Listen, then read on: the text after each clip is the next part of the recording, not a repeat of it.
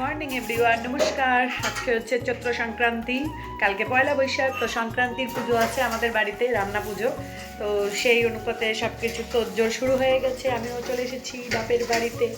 তো সংক্রান্তি আজকে তো থাকা যাবে না, পরে আবার চলে যাবো পুজো হয়ে গেলে। তো কী কী আইটেম হবে, কী কী রান্না হবে আমাদেরকে তো দেখালাম। ঠাকুর পাতা হয়ে গেছে, তো পুরোটাই তোমাদের সাথে শেয়ার করবো।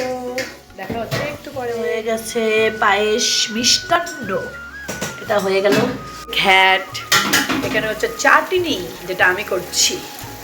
এখানে হয়েছে ভাজাগুলো। এখানে হচ্ছে অহরের ডাল, সাজনা, তারপরে হচ্ছে কি নাম ওটা, আম, মিষ্টি কুমড়োর ডোগা, এগুলো দিয়ে। এখানে কাঁঠাল ভাজা হয়েছে, মশলা করা হয়েছে। এখন বাকি আছে কাঁঠালের তরকারি, ভেন্ডি চচ্চড়ি, বাদ বাকি এগুলো হচ্ছে। রান্না কমপ্লিট। এটা হচ্ছে সাদা পিঠা, এটা হচ্ছে কলার পাতার পিঠা। আর এই যে কাঁঠালের তরকারি হয়ে গেছে, ভেন্ডি চচ্চড়ি টমেটো দিয়ে। তারপরে এখানে কলার বড়া, তোমাদেরকে তো আগে দেখাচ্ছি। যে ডাল, সব কিছু কমপ্লিট। এখন এই যে চাটনি। এখন হচ্ছে আমরা পাতার মধ্যে সাজাবো। এই যে এইখানে এখন পাতার মধ্যে সাজানো হবে।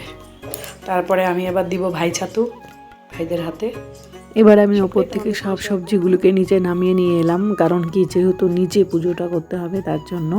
এখন এই যে কলা পাতাগুলো যেখানে পুজো করা হচ্ছিল সেখানে একটা সুন্দর করে পেতে নিলাম। পেতে তারপর মা এখন সব কিছু সুন্দর করে সাজিয়ে দেবে। যত তরকারি, তারপরে অন্ন রান্না করা হয়েছে, যত রকমের পদ আর কি, সব একটা একটা একটা করে কলা পাতাগুলোতে দিতে হবে। অ্যাকচুয়ালি আমাদের যেহেতু 9 জন লোক, গরু 2টো আর 7 জন মানুষ, সবাইকে নিয়ে তো 9টা কলা পাতা দিয়েছে ওখানে আর কি। গরু যদি বেশি থাকতো তাহলে বেশি দিতে হতো আর কি। অ্যাকচুয়ালি যাদের বাড়িতে গরু আছে তারাই এই পুজোটা বেশি করে, আবার গরু ছাড়াও করে আর কি, আমাদের কাস্টের মধ্যে আর কি। তো যাই হোক, তারপরে দেখো এবার বাবা স্নান টান করে এবার গরুকে স্নান করানো হয়েছে। গরুকে এবার সিঁদুরের ফোঁটা দেওয়া হবে, দিয়ে তারপরে দেখো বাবা ধূপ দেখাচ্ছে। তারপর গরুকে খেতে দিবে, দিয়ে গরুর গলায় একটা সুন্দর লাল সুতো বেঁধে দিবে। তারপরে আমরা প্রসাদ নেব। হয় যে পুজো তো কমপ্লিট। এখানে অনেক একটা কাহিনী আছে আর কি, তো কাহিনীটা মা আস্তে আস্তে বলে। তো বলার পর এরকম করে পুজোটা শেষ হয় আর কি। তো সেটা আমি তোমাদেরকে শোনাতে পারবো না। আর ওই যে দেখো খই চিড়ে, ওটা বারানে যাবে, বাইরে দিতে হবে। ছাতু যেটা ভাইদেরকে দিব, কলা, গুড় আর একটু জল দিতে হবে, আর খই আর চিড়ে, এটা ভাইদের হাতে দিতে হবে। এবার বাবার সাথে আমি খেতে বসে পড়েছি, কারণ কি বাড়িতে আর কেউ নেই। ভাই আলিপুরে গিয়েছে, আর তোমাদের দাদাভাইও ব্যস্ত, পরে আসবে।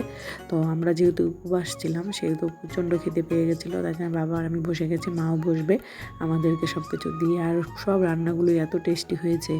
ওই যে বলে না, ঠাকুরের জন্য ঠাকুরের জিনিস টেস্টি তো হবেই। তো এই ব্লগটা কেমন লাগলো অবশ্যই কমেন্টে জানাবে। টাটা।